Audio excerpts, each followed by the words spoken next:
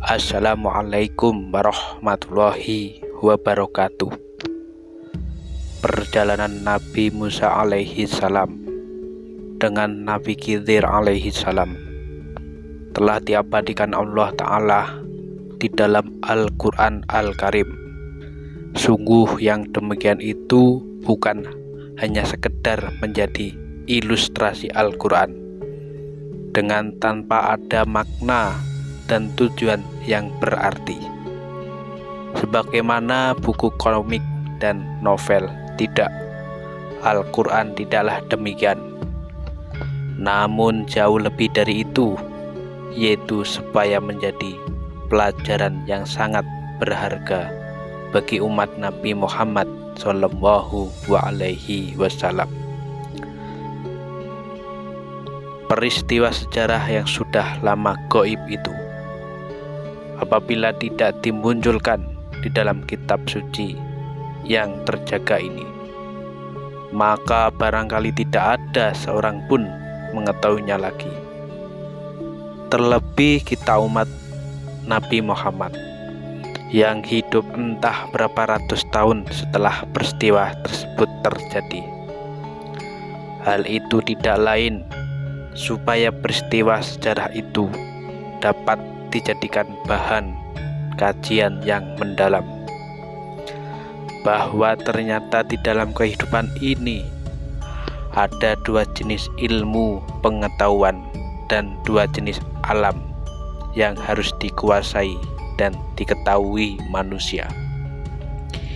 Ilmu lahir dengan alamnya dan ilmu batin juga dengan alamnya. Dengan penguasaan itu, supaya manusia menjadi manusia yang sempurna.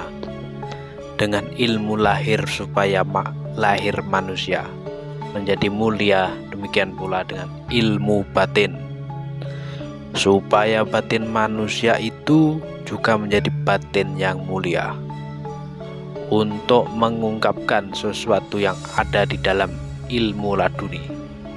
Satu-satunya jalan adalah dengan cara beriktibar.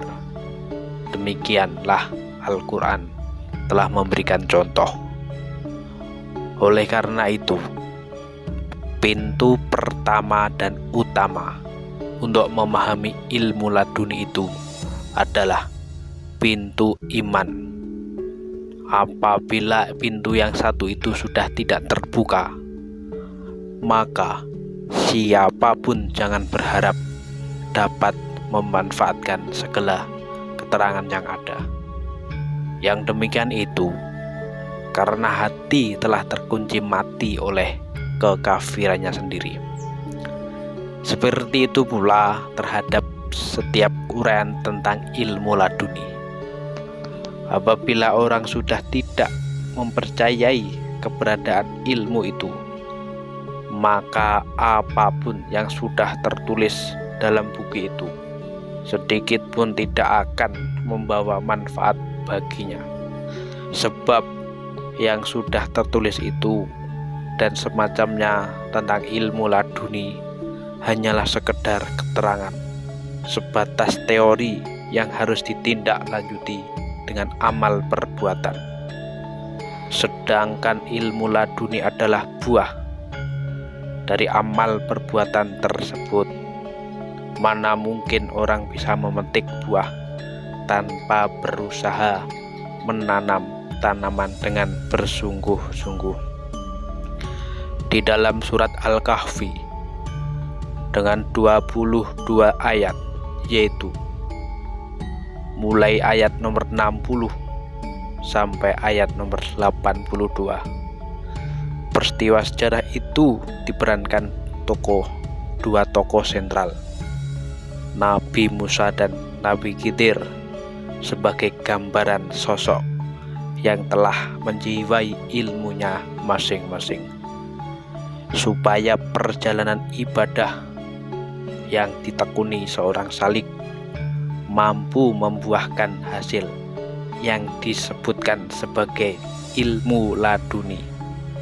Dua karakter tokoh sentral tersebut, yaitu karakter Musa dan karakter Khidir, harus dipertemukan dengan pelaksanaan amal, hasil yang diharapkan supaya dapat membuahkan suatu jenis pemahaman hati sebagai sebuah ibadah. Pemahaman hati itulah yang dinamakan ilmu laduni. Adapun ayat kunci dari sumber kajian itu adalah firman-Nya. Khidir alaihissalam adalah seorang nabi tanpa bukan rasul.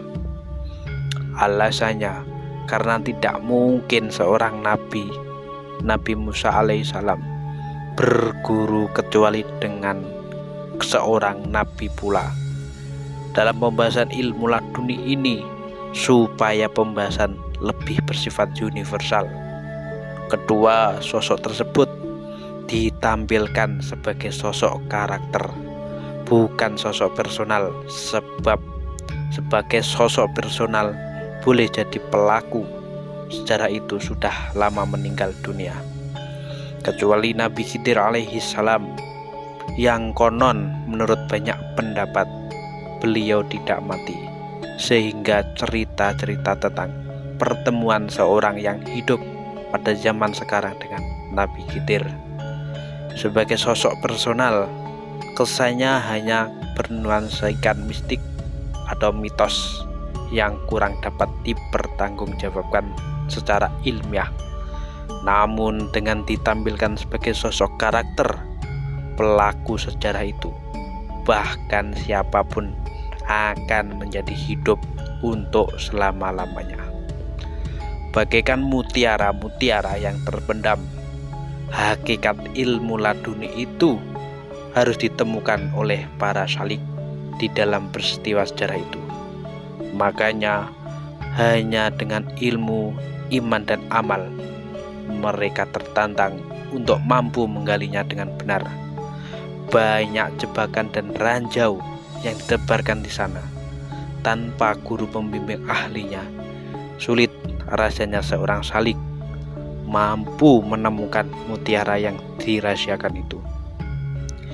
Diawali dengan nekat bulat serta perbekalan yang cukup, Nabi Musa alaihissalam, seorang rasul dan seorang nabi yang telah mendapatkan banyak kelebihan dari Allah Ta'ala, baik berupa ilmu dan amal serta derajat dan keilmuan, dengan rendah hati melaksanakan petunjuk Tuhannya. Dengan susah payah beliau menindaklanjuti petunjuk itu, mengadakan perjalanan panjang yang tidak jelas arah tujuannya, hanya dengan mengikuti syarat yang telah didapatkan. Nabi Musa datang kepada Nabi Khidir untuk menuntut ilmu kepadanya. Menurut suatu riwayat, suatu saat Nabi Musa alaihissalam ketika baru saja menerima kitab dan berkata dengan Allah, beliau bertanya kepada Tuhannya, siapakah kira-kira yang lebih utama dan lebih berilmu tinggi selain aku? Maka dijawab ada, yaitu hamba Allah yang berdiam di pinggir laut bernama Khidir alaihissalam. Di dalam hadis riwayat Imam Bukhari dan Muslim dari Abi bin Ka'ab RA, telah mendengar Rasulullah bersabda, ketika suatu saat Nabi Musa berdiri berkhutbah di hadapan kaumnya, Bani Israel, salah seorang bertanya siapa yang paling tinggi ilmunya.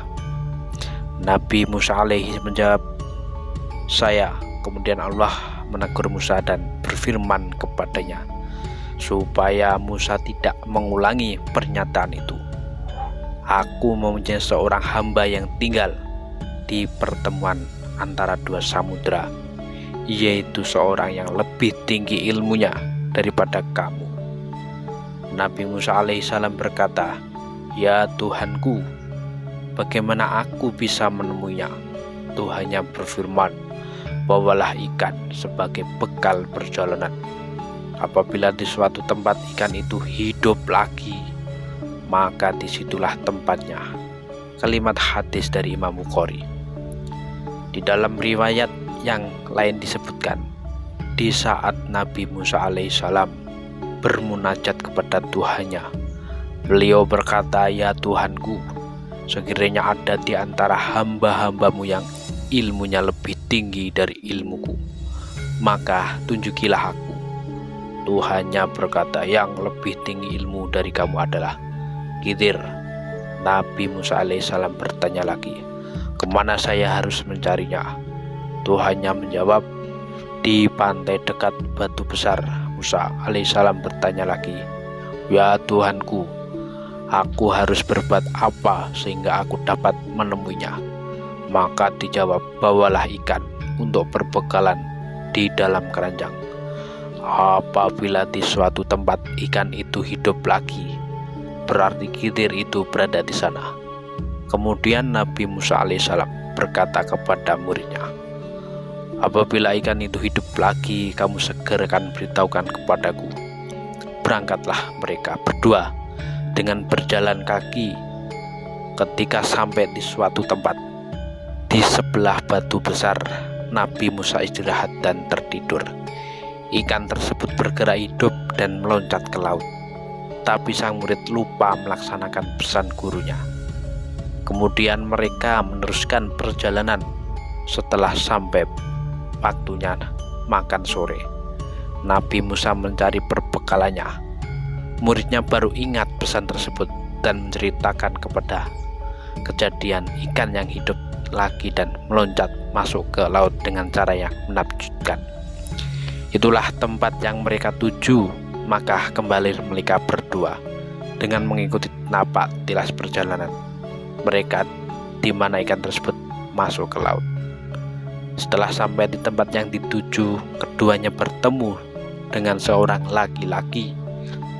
Musa menyampaikan salam dan laki-laki itu menjawab. Musa kemudian mengenalkan diri dan menceritakan tujuannya perjalanannya. Kemudian Nabi Khidir alaihissalam salam. Kemudian mereka, Musa dan Khidir, berangkat mengadakan perjalanan bersama. Ketika naik perahu, mereka melihat seekor burung mencari makanan di laut. Burung itu memasukkan paruhnya di air kemudian terbang lagi. Khidir alaihissalam berkata, "Hei Musa, ilmumu dan ilmuku jika dikumpulkan dengan seluruh ilmu makhluk yang ada di alam semesta ini, dibandingkan dengan ilmu Allah, tidaklah lebih besar daripada air yang ada di paruh burung itu dibandingkan dengan air yang ada di seluruh samudra ini. Air yang ada di paruh burung itu ibarat ilmu yang telah dikuasai seluruh makhluk di alam ini, sedangkan air di seluruh samudra adalah ibarat ilmu Allah, dan Allah Maha mengetahui terhadap segala perkara."